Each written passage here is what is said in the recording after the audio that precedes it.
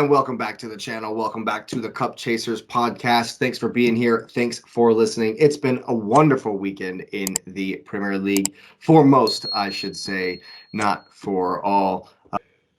Liverpool travel to Newcastle and pull off an absolute shocker. I mean, what a game this one was. Did City ruin Newcastle? I guess, yeah, that's another thing. Because what was that? I mean, I was texting a friend of mine, a Liverpool fan, during the game, and when Van Dijk gets the red, I texted him. I said, "Yeah, definite." Isak's in. He goes through the man, takes him out, clear red. But I texted my friend Bradley. I said, "Hey man, remember last season when y'all were up a man? Newcastle were the better team for the rest of the game." And it ended up being the same thing this time around. Liverpool, it was an interesting game. I was sad to see Diaz hooked. Yeah, man. Diaz is a monster, dude. He would have had a field day. He's an absolute monster. He's a beast, bro. He just is an incredible player, and I was sad to see him leave the pitch.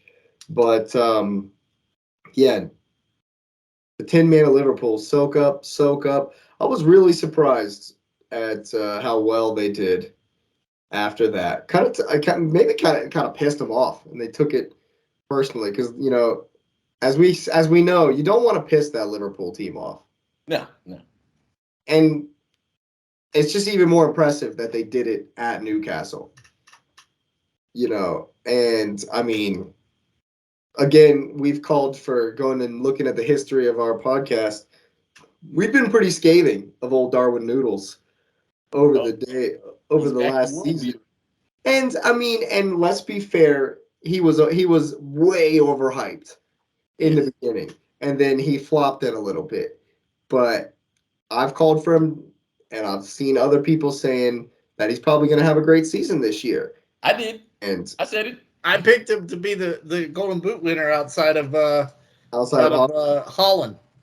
And I mean, hey, two finishes that towards the end of last season we saw a couple flashes, but beginning of the year I would have said, "Oh, Noodles has missed another one. There he goes."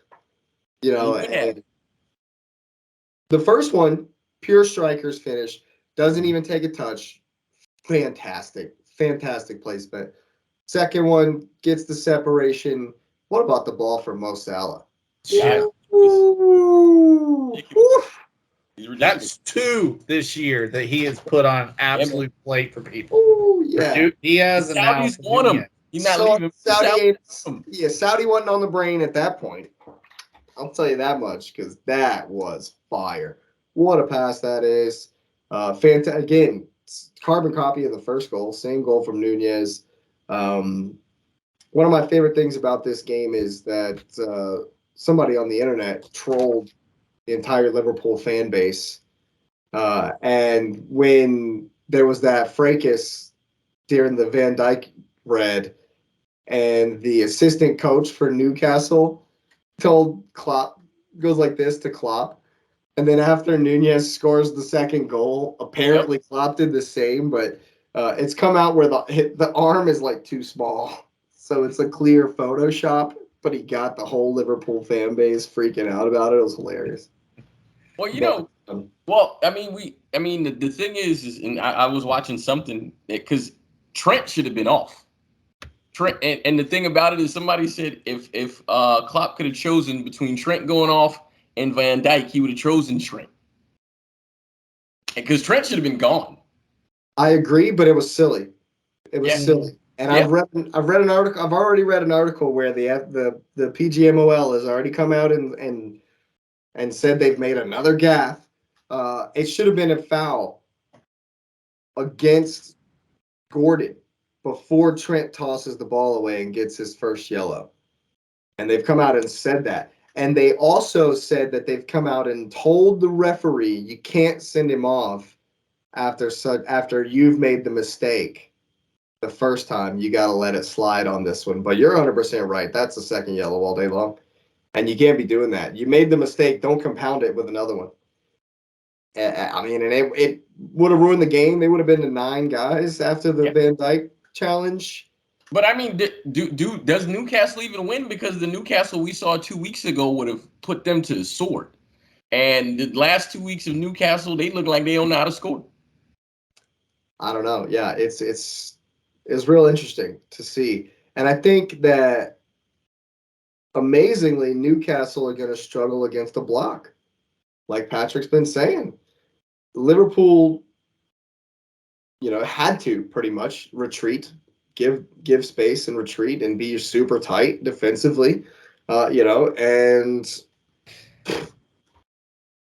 Newcastle couldn't do a thing about it, which is real odd, real interesting to see, especially at home. But Liverpool neutralized the crowd and sucker punched them straight up. Oh yeah, was definitely.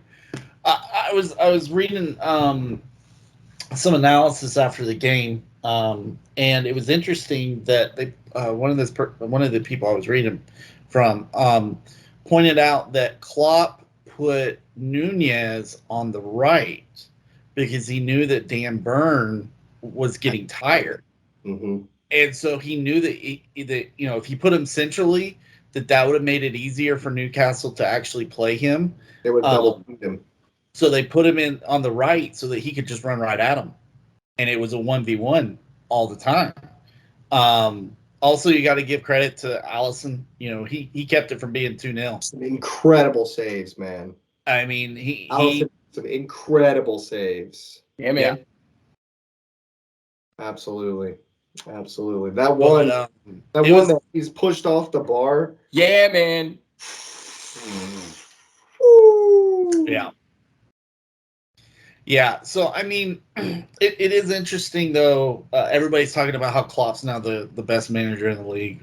There you go, Lewis. Another thing for you. I told you. Seriously, I've read. Please keep Klopp's it up. the best manager in the league, and this is why. And da da da da. If he gets back, they're gonna. If they back him, then he's gonna make another run. Mm-hmm. And I think Klopp's a great manager. I'm not trying to minimize that by any means, but we've seen other teams score with 10 men. So while it's impressive, and especially where they did it, it's also like West Ham's done that. I think how it went about is more their opponent dramatic. is impressive. It's their opponent that makes it impressive. Yeah, Newcastle is. I don't know what happened to them. I really think that matters. They got funked. They're in some kind of funk. Yeah, I don't know. Well, I mean, they took off Gordon, and it kind of fell off at that point. Then they took off Joe Linton, and that's when. And he could have been off too. Dude is a menace to society. He plays in the gray for sure. No, he wasn't in the gray, man. He should have been booked long before he was, because that was. Yeah. But they took him off, and it felt like it opened up more for Liverpool to not only hit them on the counter, but actually find some space. They could absorb. They showed that. Again, Liverpool puts on a 20-year-old at center back, and he acts like that's not. He's been doing it for Prime 3 Virgil. years. Yeah, Prime Virgil, exactly. But I was surprised. Again, it was kind of like the whole possession thing that you mentioned earlier. Having possession doesn't mean you're dominating the game. If a team's giving you possession, there's a reason for it, because they don't think that you're going to score on them. Right. And that's what Liverpool. I mean, obviously they were down to 10, but that's what Liverpool did. And then once they had their chances, they took them and they finished it. And credit to Liverpool. I even said on one of the message boards I'm on, it was an incredible performance. I picked Newcastle 2-1 because I thought it would be tight. Even though Pool's kind of weak in terms of linking the midfield to the defense. Of course, up front they're flying high. But yeah, I mean, came away impressed. It also made me feel a little bit better about the draw against them at Chelsea, because okay, maybe that's a good result, even though it's a draw at home. It's a good result because obviously Liverpool's got something this year, and as much as I hate it, I'm gonna probably stick with my third place spot for them, just unless they lose Salah in the next 2 or 3 days. That's what I've come to as well. I'm probably going to stick with them in third place as well. I don't think they're going to lose Salah, so I think they'll be just fine. Well, I feel traumatized about Newcastle because what are they doing? Who knows, man? Yeah, your second place. Yeah, I don't know. You might want to change that one. Ah, You want to switch that one up, but there you have it. It's definitely been a wonderful week 3 in the Premier League. We're excited about the continuing action. We do have the Champions League draw coming up. We will be tuned in. And you never know, there might be something a little extra here on the Cup Chasers that day as well. So stay tuned. Like the video. Go ahead and subscribe to the channel as well. We're on our way to 100 subscribers. So go ahead and get that number up and get that bell on for all of the new videos. Thanks for being here. Thanks for listening. And have a great night.